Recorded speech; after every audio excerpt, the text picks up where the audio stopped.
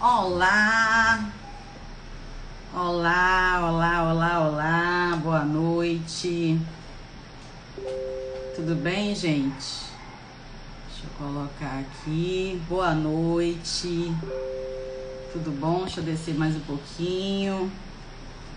E aí, gente, como é que vocês estão? Estão bem? Tudo tranquilo?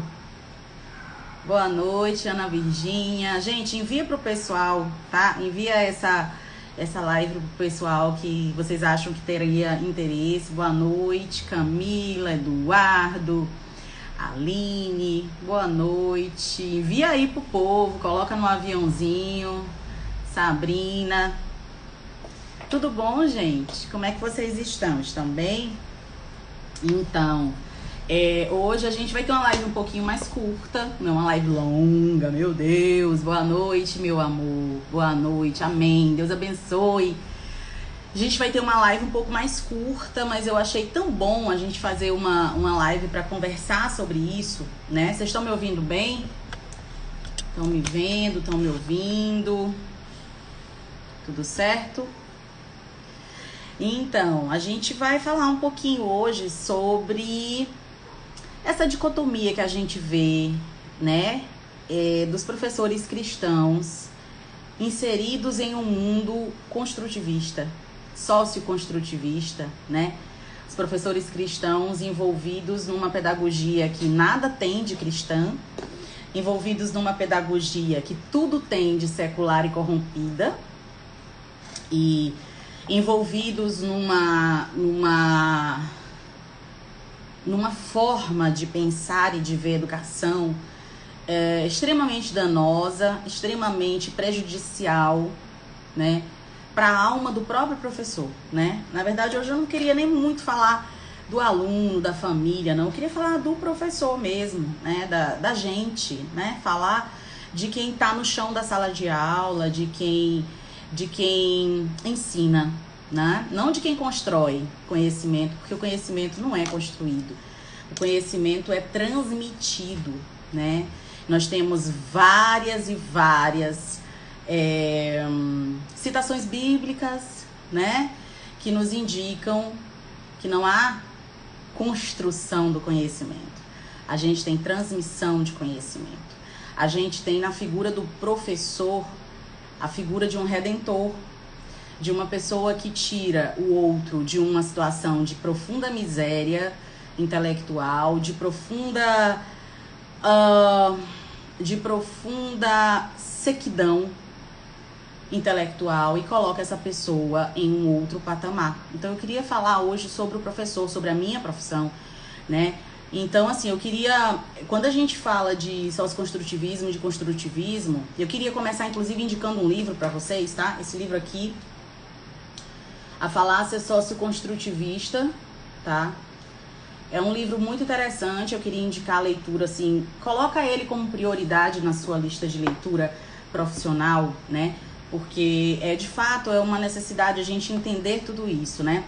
Eu lembro que quando eu dei aula sobre homeschooling lá no Clube Cultural, muita gente me procurou no privado para me fazer muitas perguntas acerca disso, porque muita gente, dentro da faculdade de licenciatura mesmo, né, a gente não estuda o que foi essa educação, a gente não consegue fazer a relação entre o que foram as escolas após a Segunda Guerra Mundial, né? E eu acho importante a gente entender não uma corrente de pensamento, porque você que fez uma cadeira de didática numa faculdade, você que é um pedagogo, você que é professor, você está cansado de saber o que é o construtivismo e o que é o socioconstrutivismo. Teoricamente, você deveria saber. Mas a grande verdade é que a minha proposta é entender que a gente tem muita gente que se diz cristã ensinando, né?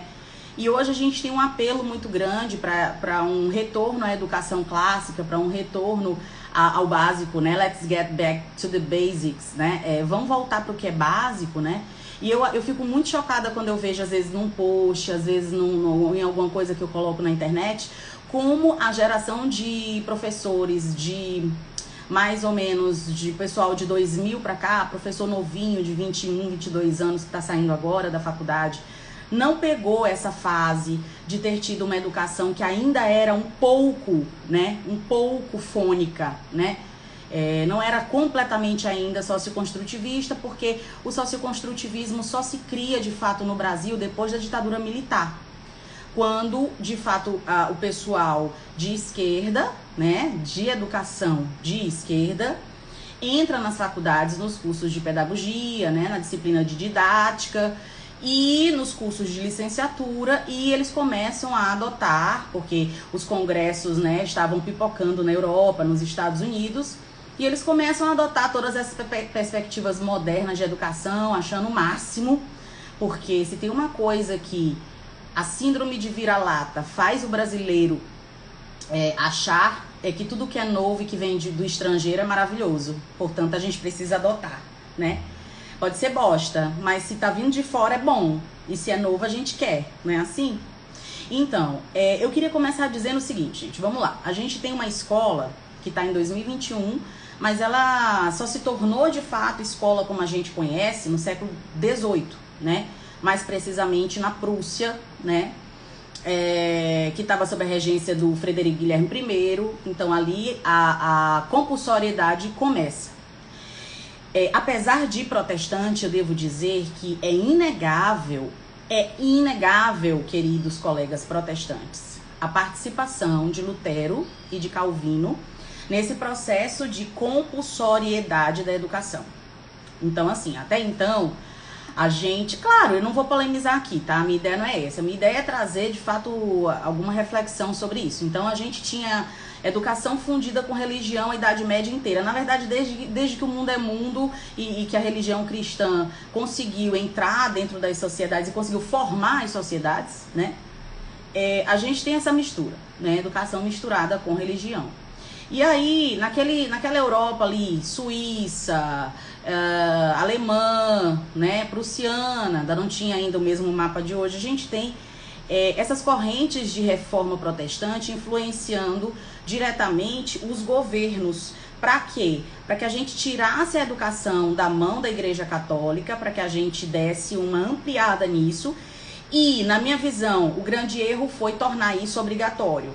Porque no momento que você torna a educação compulsória, você tira a autonomia da família, que é a instituição que tem maior autoridade sobre todo ser humano, inclusive o protestante reconhece isso. Então, quando você tira da figura do pai, porque ali a gente ainda tinha uma sociedade paternal, né? Não patriarcal, paternal. E você tira do pai o direito de não enviar o filho para a escola, ali já no século XVIII, você tem ali uma ruptura, né? Então foi esse movimento de compulsoriedade defendido ali na Alemanha e na Prússia que causou tudo isso, essa perda da autonomia do pai. Ah, Lorena, mas você é protestante e está falando disso? Gente, é história. Isso é história, né? Então claro que muitos teólogos vão te dizer que é porque você tinha um analfabetismo latente, eles vão te dizer mil e uma coisas, e é verdade tudo isso. A gente tinha realmente uma Europa que não sabia, que tinha muita gente que não sabe, que não tinha acesso e que queria ter acesso, né? E a desculpa era a leitura da Bíblia, era o conhecimento das escrituras, porque de fato dentro das 5 solas, a leitura bíblica, né? Sola Escritura é uma delas. Então, assim, sim, era uma justificativa. Eles não fizeram isso, assim, de forma ditatorial, né? Havia uma justificativa. E aí, o governo prussiano é o primeiro que adota essa obrigatoriedade. E assim, gente, não foi um negócio transicionado. Foi uma coisa assim, o pai dormiu com a possibilidade do filho dele ir pra escola ou não, e acordou sendo obrigado a colocar o filho na escola, não é? E aí a gente tem essa escola sendo obrigatória.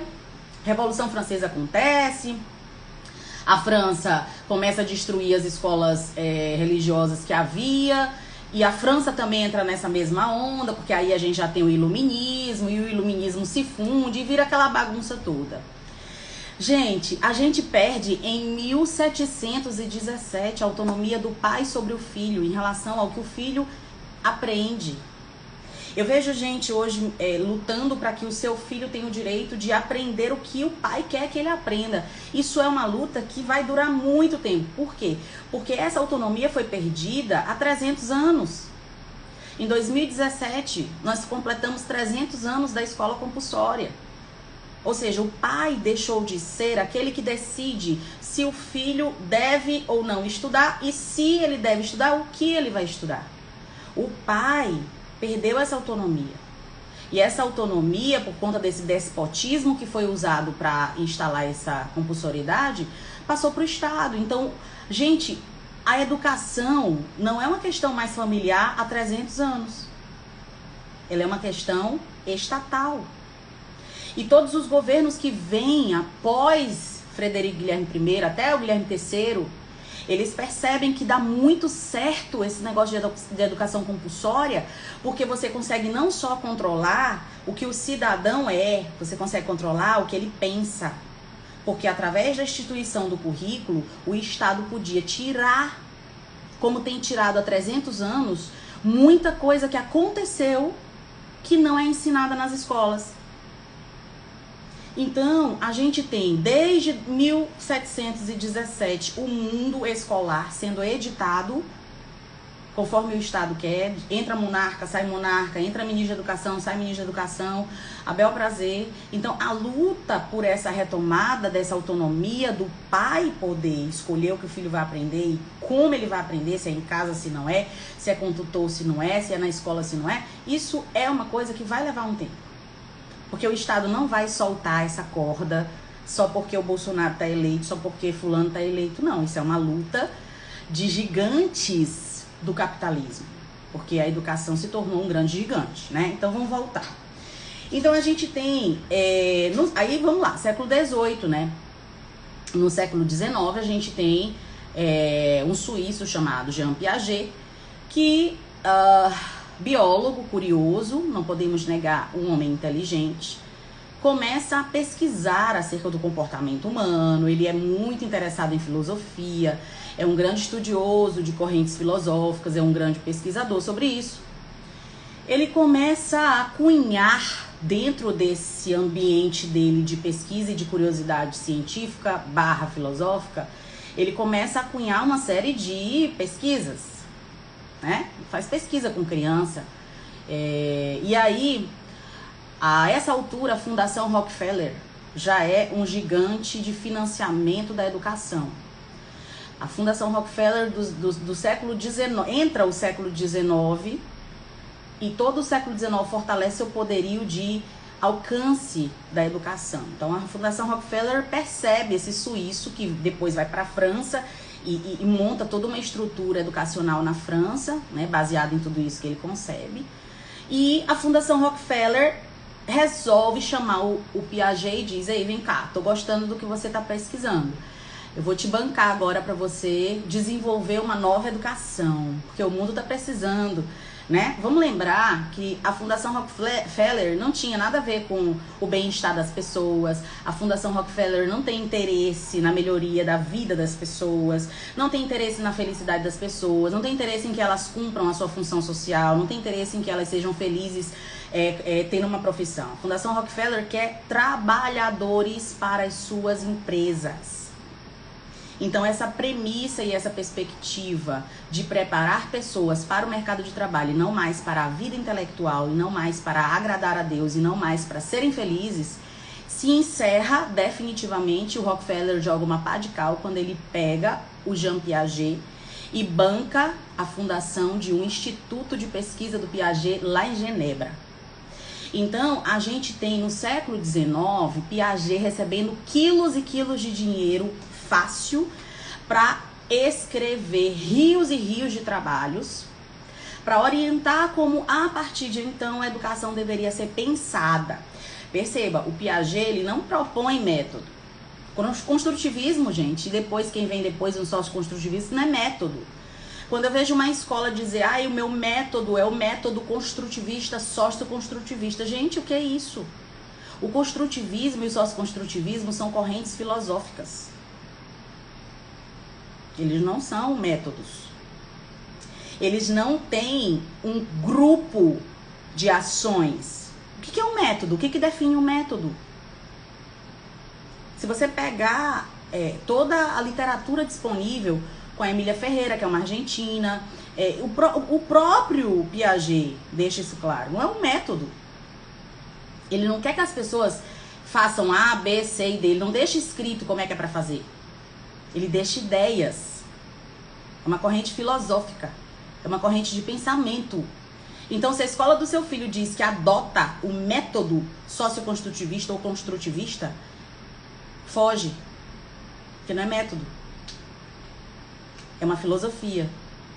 Assim como o Pestalozzi pensou filosoficamente, assim como a Maria Montessori, apesar de que a Maria Montessori desenvolve método. Então, a gente tem o Piaget sendo financiado pela Fundação Rockefeller durante muitos anos e escrevendo sobre várias coisas. Existe um livro que para mim é crucial dele, se nada dele você lê, você tem que ler O Juízo Moral na Criança.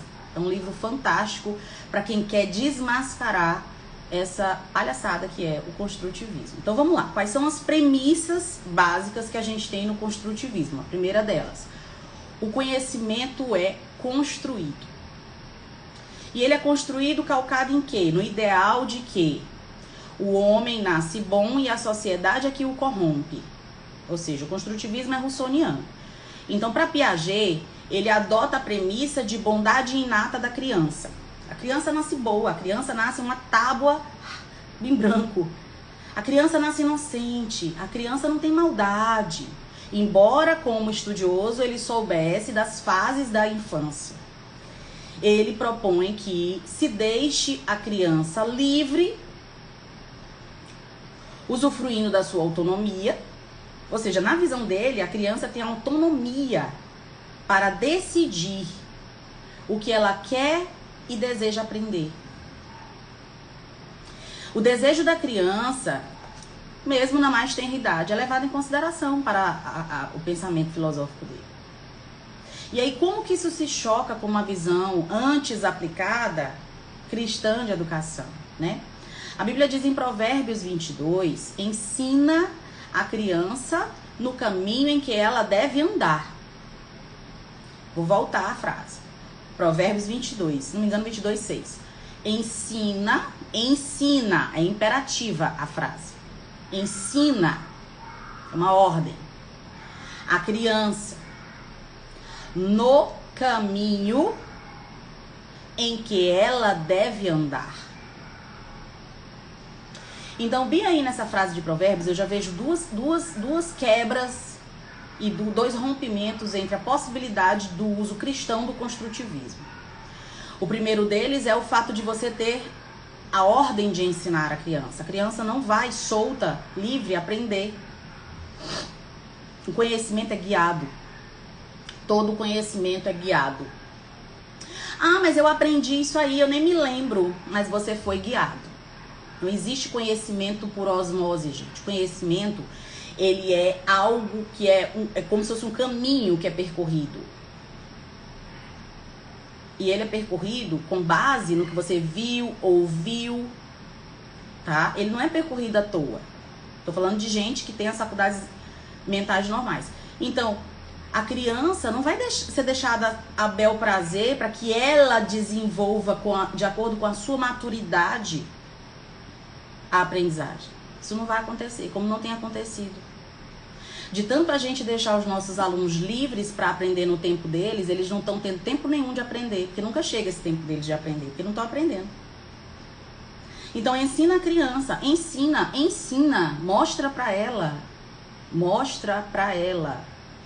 Ensinar, gente, é mostrar. Ensinar é guiar. Não existe esse negócio de deixar a criança livre que a aprendizagem vai ser natural. Não existe aprendizagem natural. Como assim, Lorena? A criança aprende a mamar. Aí a gente tá falando de instinto, né? Eu tô falando de intelecto, gente. Eu tô falando de conhecimento. Eu tô falando de aritmética, astronomia, linguística. Como que uma criança vai aprender a falar se ela não ouve alguém falar? A criança aprende porque ela imita. A mimese é a base de toda a educação, ou seja, você aprende por imitação e por repetição exaustiva. Você observa um bebê de 5 dias de nascido, ele vai imitar, até ele conseguir se desenvolvendo, ele vai imitar. Tudo que ele vai fazer é imitar. Toda a base do bebê é imitação, repetição. Então, como é que eu deixo a criança livre e espero que ela de forma natural, vai aprender. Isso, além de antibíblico, isso é antilógico. Então, a aprendizagem vem do ensina a criança no caminho, no caminho. Se eu ensino alguém no caminho, isso significa que eu estou no mesmo caminho. No é em mais o. É uma preposição que, entre outras coisas, denota posição, lugar. Então, eu estou neste caminho. Então, no caminho eu ensino a criança. E, gente, isso é imperativo. Esse negócio de, a família educa, a escola ensina. Todo mundo educa, todo mundo ensina, gente. No fim das contas, olha para a realidade. A realidade é que se a tua criança está numa escola, ela vai absorver os valores da professora. Ela passa 5 horas por dia com essa professora. Ela vai absorver o sotaque da professora, ela vai absorver os hábitos da professora. É impossível, porque a criança é basicamente imitação. Ela imita o tempo inteiro, até uma certa idade. Então, gente, é preciso que se diga que essa ideia de que o conhecimento é construído. E se ele é construído, então a criança tem autonomia. E se ela tem autonomia, a gente rejeita a correção. Isso para mim é a pior parte do construtivismo. Eu queria me deter um pouquinho nisso, porque isso toca na minha área. A gente não pode corrigir. Inclusive, eles trocaram a palavra corrigir por orientar. E a palavra erro não é mais erro, é inadequação. Então, a criança não comete mais erro. A criança comete inadequação. O que é isso, gente? Isso é guerra linguística. Porque o construtivismo, ele está todo calcado no ideal de consciência de classe. Quem que te faz lembrar? Lorena, como assim? Está. Quando você pesquisa a fundo, né, toda a orientação filosófica de Piaget, você vai entender que ele não era conservador e nem era cristão. Ah, mas ele tinha orientação protestante, meu amor. Até Hitler tinha orientação, sei lá, qualquer. Não tem nada a ver isso aí. Você tem que ver a vida da pessoa e a obra que ela deixou. As ideias que ela pensou e que ela escreveu. Então, se eu rejeito a correção, a Bíblia diz assim: filho meu, ouve a correção. Filho meu, o Senhor corrige aquele que ama. Inclusive, existe um versículo que fala sobre correção da criança com a vara. Que muitos deturpam, né? Os discípulos da Xuxa, né? E da lei da palmada, deturpam para dizer que o pai não pode dar uma palmada na bunda do filho. Diga não à palmada. Mas a polícia dá, viu? O pai não dá, mas a polícia dá de cacetete. Então, a correção ali está abortada. Porque para Piaget, a coação moral é semelhante à coação intelectual. Se eu corrijo a criança em termos de comportamento, isso para ele teria o mesmo valor de corrigir a criança no nível intelectual. Olha o nível de loucura do homem desse. Quer dizer que uma criança que está fazendo uma coisa que não é adequada, porque a vida em sociedade pressupõe respeito aos valores, às leis, à ética pré-estabelecida. E aí se eu não posso corrigir essa criança, porque a coação moral, dizer pra ela que ela tá errada, que o que ela tá fazendo não é bom, isso tem o mesmo peso e o mesmo valor de uma coação intelectual que privaria, teoricamente, na visão dele, privaria a criança de se desenvolver. Então, se eu corrijo a criança, na verdade, eu não estou fazendo com que ela melhore. Eu estou fazendo com que ela seja atrapalhada no seu desenvolvimento. Essa é a visão deles. Quando eu corrijo a criança, eu estou atrapalhando a criança nas suas descobertas. Quando eu corrijo a criança, eu estou atrapalhando a criança no seu desenvolvimento. E nessa brincadeira, o Brasil estampa top 5 na lista dos países com maiores índices de indisciplina nas escolas.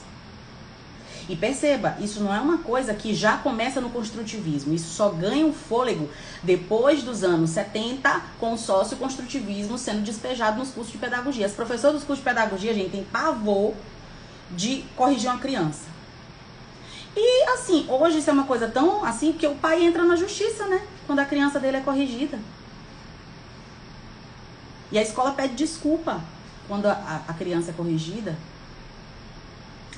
Então, assim, se eu pressuponho que essa criança é boa e que ela vai naturalmente aprender. A pergunta que eu faço é: qual é o sentido, então, em colocar criança de 3 anos com criança de 3 anos?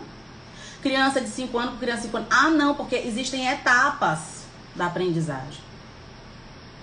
Bom, mas 100 anos antes de Piaget, uma mãe que tinha 5 filhos, escadinha, um de 4, um de 5, um de 6, um de 7, botava tudinho em cima ao redor de uma mesa e todo mundo aprendia ali, era aquilo junto. E assim, gente, esse pessoal que pensou tudo isso é um pessoal que vem dessas famílias que aprenderam assim. Então, quando a gente retira a correção da criança, inclusive, a criança se sente desamparada. Gente, criança que não é disciplinada é uma criança que se sente negligenciada. Eu me preocupo com isso, sabe por quê? Porque eu vejo já os adolescentes que foram crianças desse método. Então, por exemplo, uma vez eu me deparei com um aluno que ele matriculou no meu curso de redação e ele... Aí foi, né, matriculou, assistiu a aula, fez o texto, corrigiu o texto comigo, tirou acho que 0. E aí, obviamente, ao dar a nota, eu tô explicando o que ele errou, por que tá errado, o que precisa ser corrigido, né, o que tá inadequado ali, o que tá lá, e ele ouvindo. Aí ele saiu da sala de correção, foi lá na recepção e cancelou o curso, trancou a matrícula. Porque eu tinha acabado com o texto dele, que ele nunca, que ele era um aluno que tirava 8, e de repente quem eu pensava que eu era para dar um 0. É um aluno que nunca conviveu com um professor que ensinou. Porque ensinar é, inclusive, dizer o que está errado. Tudo que o aluno desenha tá lindo. Já viu a professora? Tudo que ele desenha tá lindo. Tudo que ele escreve tá lindo. A letra é um garrancho, mas a letra tá linda. Porque eles tiram a caligrafia, o aluno não faz mais caligrafia, a letra tá uma porcaria. E o professor tem que dizer que tá bonita. Porque não pode dizer que tá feio, porque não pode contrariar, porque ali é a impressão individual do aluno, é a sua marca pessoal, é como a sua impressão digital, a caligrafia feia. Tudo que é feio pode melhorar. Aprendam isso, professores. Letra feia pode virar bonita. Existe método para isso. Tem gente que já pensou sobre isso. Então, gente, uma outra questão que eu acho importante da gente falar aqui. Se a gente pensa que a criança nasce boa e só se torna má na convivência social, se a gente pensa que a criança, e aí é a teoria da bondade inata, né? Se a gente pensa que a criança aprende por indução ou por dedução, aí o que a gente faz? A figura do professor, que já não era lá essas coisas, porque quando a figura do professor surge, ela não surge com o status social. Para onde vai o status do professor com um método desse? Pro buraco do buraco. Se professor já não era importante até então, aí mesmo é que ele passa a não ser nada. Porque a figura do professor é uma figura o quê? O que é o professor?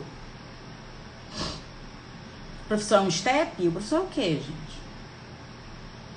Então, a figura do professor, para mim, é uma das grandes perdas que a gente teve na educação com esses dois métodos, tanto o construtivismo quanto o socioconstrutivismo. Professora de criança que gosta desse método, deixa eu te fazer uma pergunta. Quanto custa teu salário? Quanto custa teu salário? Tu passou 5 meses na faculdade de pedagogia para ganhar um salário mínimo? A minha doméstica ganha um salário mínimo e não tem faculdade de pedagogia. Você acha realmente que esse método valoriza a profissão de professor? Valoriza?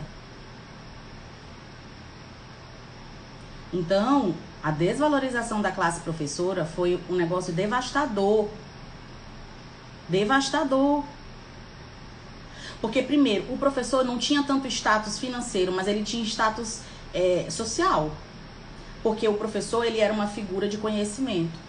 Hoje a gente tem os índices de proficiência de professores só caindo todo ano. A gente tem uma pessoa que tira 500 no Enem entrando para pedagogia, 600 entrando para pedagogia. É o pior aluno entrando para pedagogia. É o aluno que fez menos ponto, que tem menos condição intelectual, de acordo com a prova, para pedagogia, para ser o professor que vai alfabetizar teu filho. Então, quem tá alfabetizando teu filho, é o Enem que diz, tá? É aquele aluno que tirou menos no Enem. Como que uma educação dessa pode ser de excelência se a formação desse professor nivela-o por baixo e paga-o por baixo? Qual é o piso salarial do pedagogo hoje, gente, no Brasil? Um turno, 20 horas, 40 horas semanais, dedicação exclusiva. Vocês chegam a R$4.000 de salário? E tá amando o método. Amando. Ah, eu acho maravilhoso esse método. E é humilhado em sala de aula, e aluno dá na tua cara. Então, assim, a gente precisa falar o que é fato. Esses dois métodos, porque um só releu o outro, né? Um cunhou a ideia. Juntou Freud com Rousseau, misturou tudo, fez uma filosofia. Aí vem um outro, mistura Marx e faz outra. Porque no socioconstrutivismo a gente só tem o aluno e o saber. É o objeto e o sujeito. Aí a gente quer que o aluno aprenda regras, sem repetição, com esforço mínimo.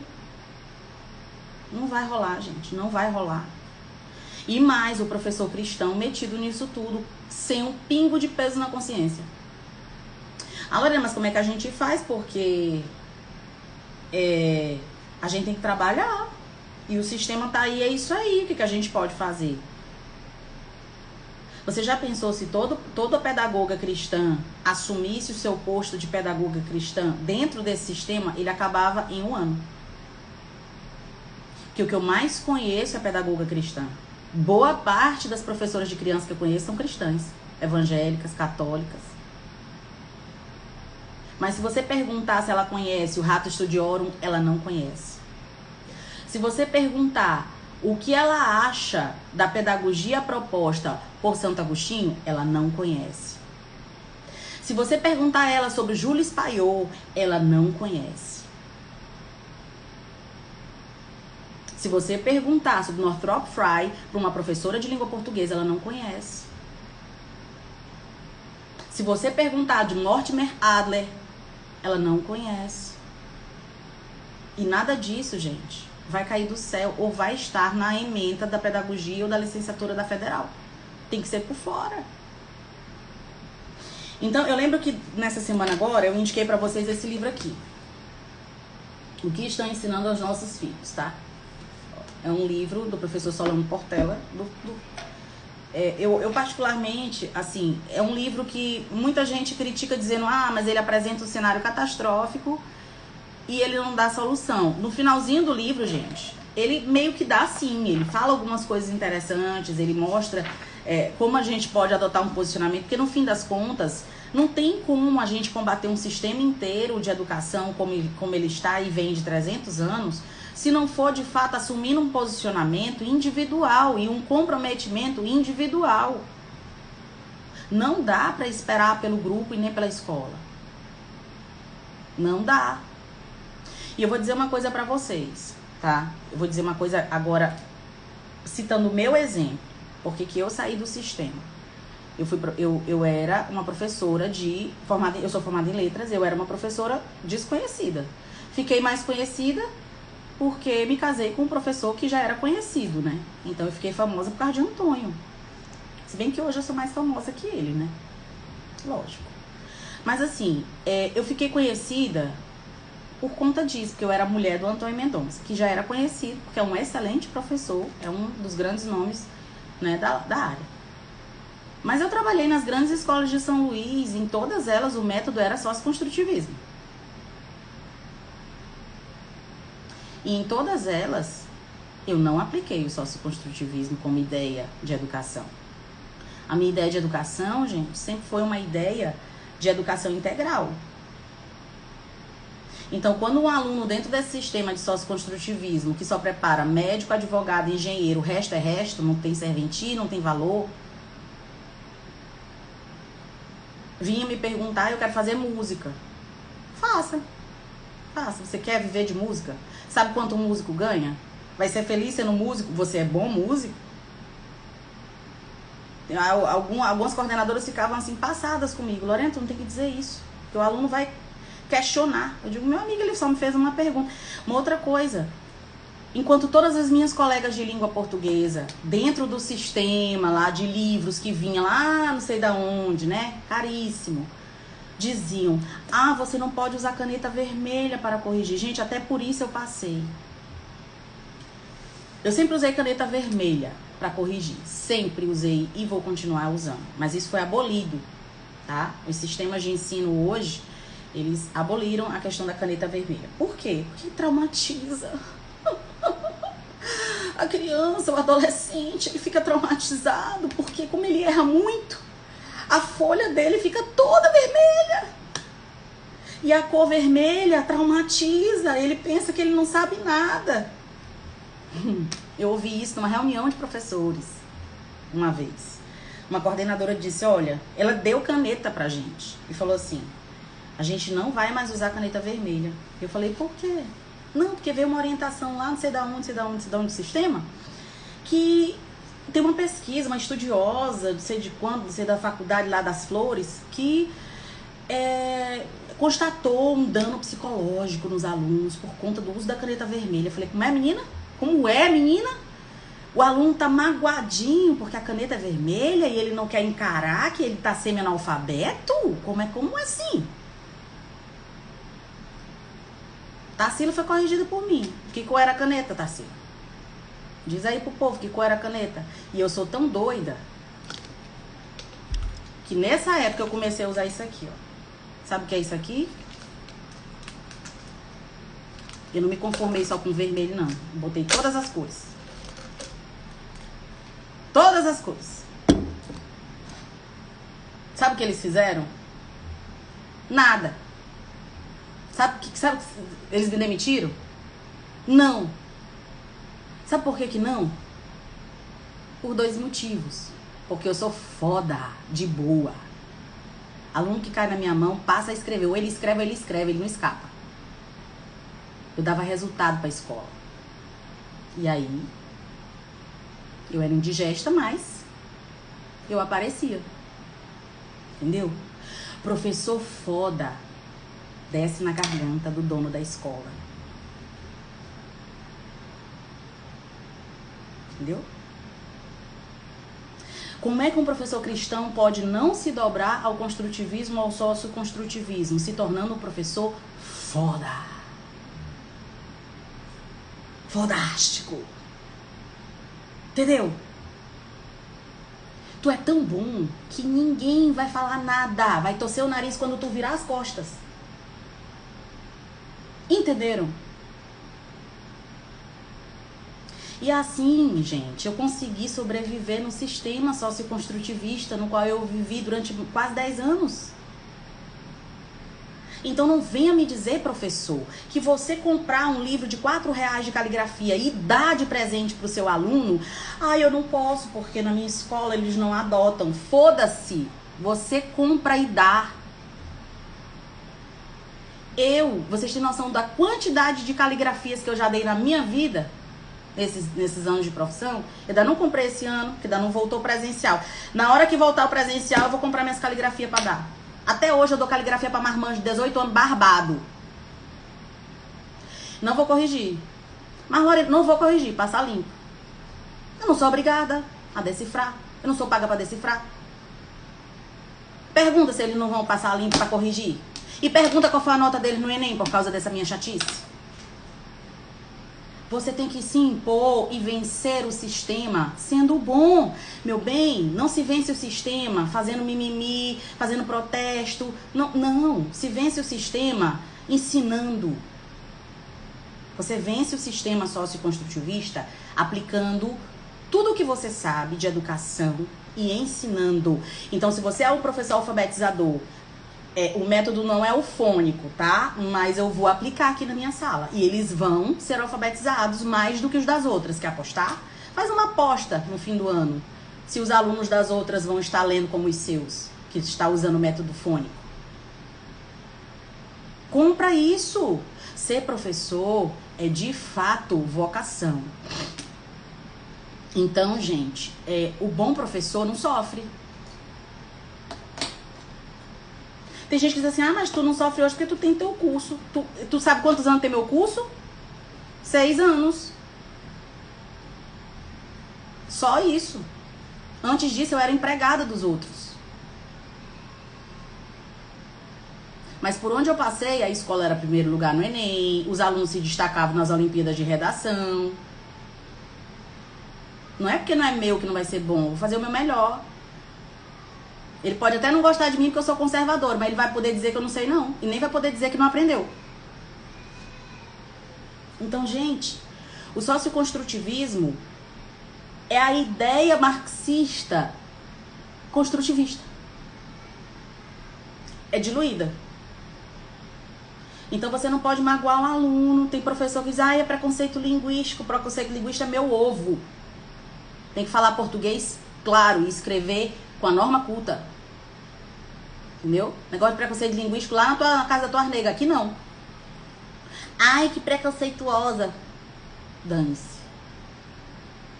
Você vai aprender sobre variações linguísticas. Porque elas existem. As variações linguísticas existem, são um fenômeno em todo idioma. Mas dizer que meu aluno escrevendo errado eu não corrijo gramática porque... Porque o quê? Porque o quê, meu amor? Você não corrige gramática. Aí você vai ter...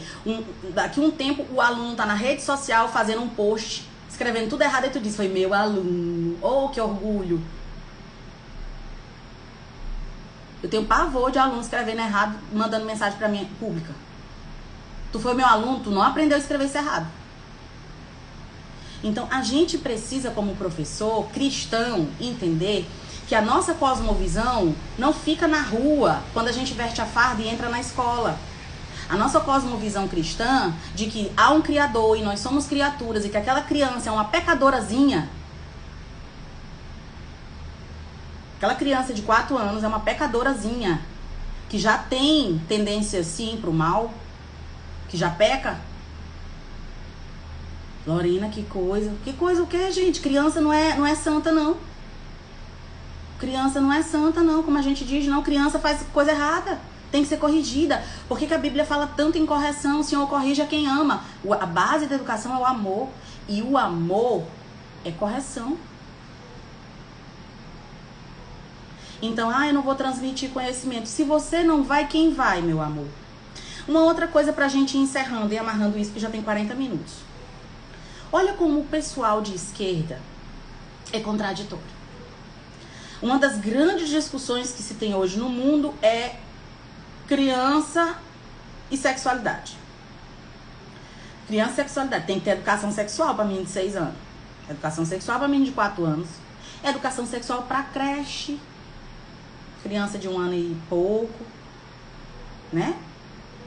Mas, gente, vamos aqui. Assim, só para entender. Não é para deixar a criança livre e respeitar o desenvolvimento natural dela e a curiosidade natural? Qual curiosidade uma criança de 1 ano e meio numa creche demonstrou de saber o que é sexo pra gente adotar a educação sexual na creche? Ou é construtivismo ou não é. Quer dizer que com algumas coisas a gente adianta e impõe pra elas, né? E pra outras não. A gente deixa elas soltas igual bicho pra aprender aí com o céu, as estrelas. Igual cachorro aprende. Aí eu vou deixar a criança brincar à vontade. Brincar não é à vontade. Não na escola. Talvez em casa. Mas o brincar é um processo pedagógico dos mais eficientes que existem. Todas as ferramentas de brincadeira são poderosíssimas. Então, você deixa a criança livre e deixa ela, respeita a autonomia dela, para no tempo dela, ela ter a curiosidade de aprender matemática, regra de 3, equação, ortografia, concordância verbal. Mas no currículo eles querem enfiar periquita e pau. Pra menino de 3 anos. Alguém me responde aí? Qual é a justificativa, então? Ah, nós vamos combater o preconceito. Mas combater o preconceito não é coação, não, gente? Não é não? Não é não? A criança não tem que ficar livre até para ela apreender esse sistema moral? Ela não tem que ficar livre para ela aprender as regras que compõem o nosso sistema moral? Então como é que nós vamos combater preconceito? Com um projeto de camisinha na sala de aula com 10 anos? De livro que tem buraco para enfiar o dedo com 7 anos? Preconceito de quê? E outra, isso não é coação? Você não tá ali tolhendo a criança? Eu quero que vocês pesquisem e vocês estudem bastante um caso da escola de Somerville, na Inglaterra. Para mim, a melhor experiência e a melhor comprovação de que a liberdade para a criança é uma ferramenta do diabo para afastar essa criança da família, para tirar da criança a noção de autoridade. O que é a pedagogia construtivista? É uma pedagogia que desconsidera a soberania de um Deus a quem aquela criança, que é um pecadorzinho, deve obediência. O descarte da autoridade do pai, que pode corrigir o seu filho quando julgar necessário, dentro da lógica, dentro do amor. O socioconstrutivismo, pior ainda. Porque aí você mete a sociedade, as classes sociais no meio dessa história. Então, a gente precisa dizer que pedra é pedra. O que é você que é professor que está no sistema construtivista? Saia disso amanhã. Que Deus vai te pedir conta dessas vidas dessas crianças que você deixou solto igual um bicho, da vida dessas crianças que você não corrigiu, da vida dessas crianças que vieram para tua mão para você cuidar e você foi negligente. Que tem de professor cristão que vai prestar conta. Você pensa o quê? Quem vai prestar conta é só pastor, é lá no céu? Se é que vai pro céu? É todo mundo. Os 5 dons ministeriais vão prestar conta. O mestre vai prestar conta do que ensinou, meu amor. O mestre vai prestar conta de quem veio para a mão dele. Não é assim, não. E aí você é pedagogo cristão, na igreja é um santo maravilhoso, louva, educa a criança do irmão. E na escola você reza a cartilha de Jean Piaget, da Rockefeller Foundation. Você tem 2 caras educacionais. E isso precisa acabar. Você não precisa sair do sistema. Fique nele, porque ele precisa de você. O sistema precisa de professores cristãos. Somerville, o Arthur escreveu certo. É com 2 N's. Então, o sistema precisa de nós, educadores cristãos, professores cristãos. Por quê? Porque a educação hoje é ateísta. Ela não é laica? A educação não ficou laica depois da Revolução Francesa? Ficou laica. Na verdade, desde a Prússia, ela já virou laica. Lutero se ferrou. Por quê? Porque abre a instituição com uma finalidade, mas foi deturpada, meu amor. As correntes filosóficas invadiram igual um tsunami as escolas e universidades na Europa. Não deu para conter. E aí, hoje, o que a gente tem é uma dificuldade de encontrar um ambiente propício para que se discuta cristianismo. O cristianismo não é aceito, nem como religião e nem como filosofia de ninguém, nem de professores, nem de alunos. Os alunos sofrem cristofobia nas salas de aula, os professores sofrem cristofobia nas instituições. Porque hoje o sistema é ateísta, materialista. Lorena, mas ele não começou sendo um sistema cristão? Pois é. E foi invadido e deturpado ao ponto que hoje você tem que ensinar o óbvio. Aí a gente tira o criacionismo como corrente das ciências e ensina o evolucionismo. Professor de biologia evolucionista. Cristão. Que tal? Professor de biologia cristão evolucionista. Eu não nego, gente, que você possa equilibrar o conhecimento para questionar um ou outro conceito. Mas ignorar... Uma vez eu vi um professor de biologia rindo do criacionismo na sala de professores. Então, imagina um aluno cristão. Você é pai de um aluno, ele é cristão, você ensina que Deus criou tudo. Aí ele vai pra escola, ele vai sofrer bullying. O professor vai fazer bullying com ele, os colegas vão fazer bullying, vão chamar ele de doido. Eu vi isso numa escola, ninguém me contou. Os colegas chamavam o menino só de Noé. O nome dele não era Noé. E ele vivia a mesma coisa que Noé viveu naquele tempo, que ele estava construindo a arca, e todo mundo dizia que ele era doido.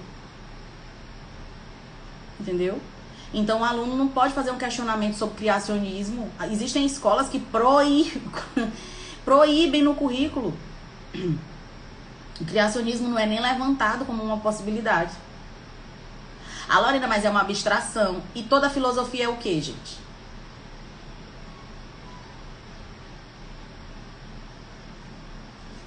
Então, o sistema precisa de professores cristãos, mas não de professores que dizem que são cristãos.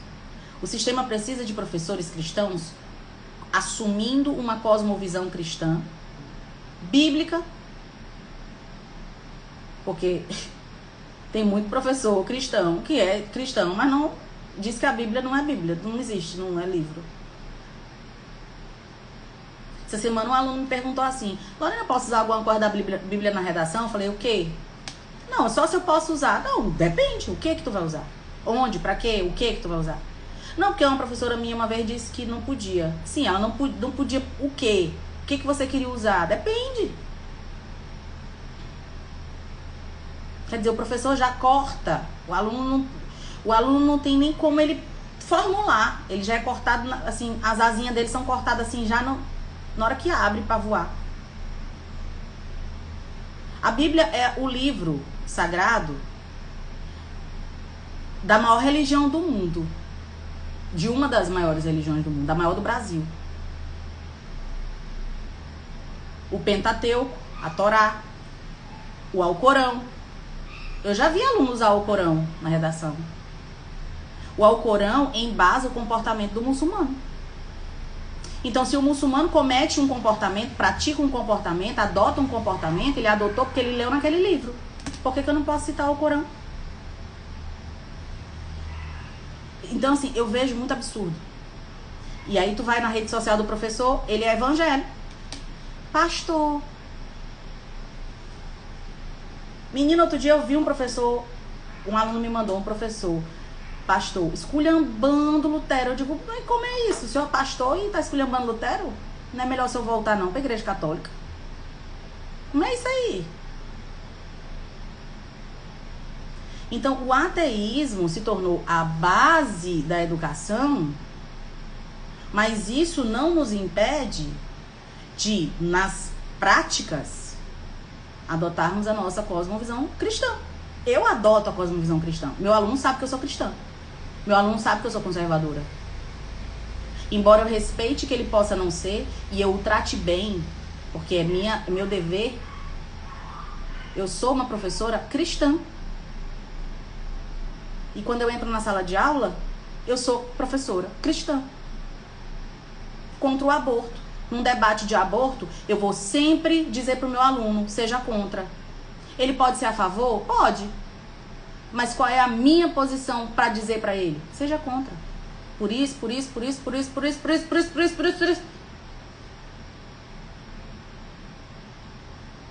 Eu não deixo de ser cristã porque eu estou trabalhando. Eu estou trabalhando pro reino. Venha o teu reino, que é o reino de Deus, gente. Isso aqui tudinho. Ei, gente, preste atenção. A terra não vai se acabar, não. Jesus vai voltar e a terra vai ser mudada. A terra não vai se acabar, não vai sumir, desaparecer num passo de mágica. O reino de Deus vai se instalar na terra. Nós vamos ter uma vida normal. modificada para os parâmetros de santidade, né? Mas assim, a gente já tem que viver o reino de Deus, gente. Esse negócio de viver o reino de Deus domingo na missa ou no culto, e na segunda vestir a farda do colégio e falar de evolucionismo, ateísmo, elogiar Nietzsche na sala de aula, não chega não. Isso não já deu o que tinha que dar. Eu acho que o professor cristão hoje é um dos grandes culpados por omissão. A gente se omite. A sala tá cheia de adolescente. A gente tem medo de dizer para um adolescente que não sabe porra nenhuma do mundo que a gente é cristão. Por que um aluno dificilmente se mete a besta comigo? Dificilmente. A relação é de respeito mútuo. Me odeia, discorda de mim. Mas, minha amiga, sim senhora, não senhora. Me respeita bastante. Por quê? Porque ele sabe que na hora que ele abrir a boca dele, que ele me disser qualquer coisa, eu vou rebater e ele vai ficar com cara de tacho. É bem difícil dele me rebater. Porque eu estudo, caramba. Vocês têm preguiça de estudar, porra. Vocês têm preguiça de estudar.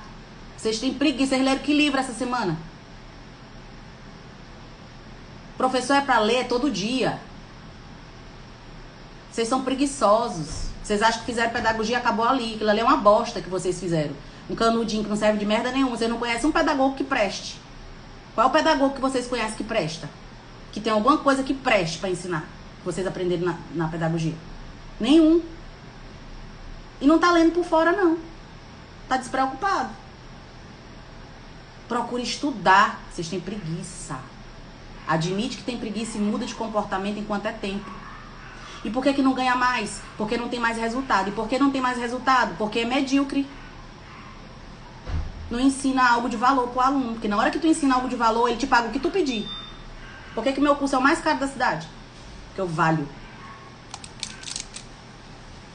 Entendeu? E isso é pra glória de Deus. Eu glorifico a Deus na minha profissão. Será que você pode dizer o mesmo? Será que Deus está se agradando da tua pedagogia, da tua licenciatura? As pessoas olham pra ti e dizem, olha, ali vai uma mulher de Deus, professora. Porque tu vai prestar conta do dom. Esse dom tá aí não é só pra ganhar dinheiro, não.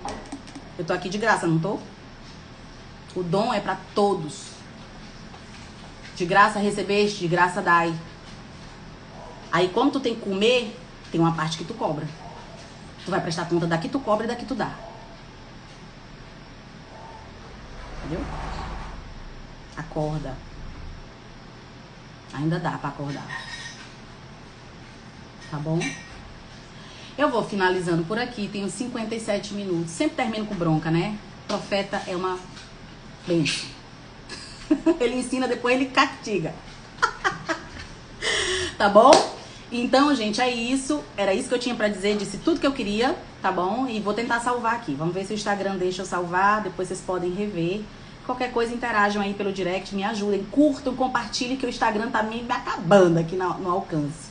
Tá bom, meus amores? Muito obrigada pela audiência de vocês hoje. Foi muito bom esse sábado. Beijo. Deus abençoe.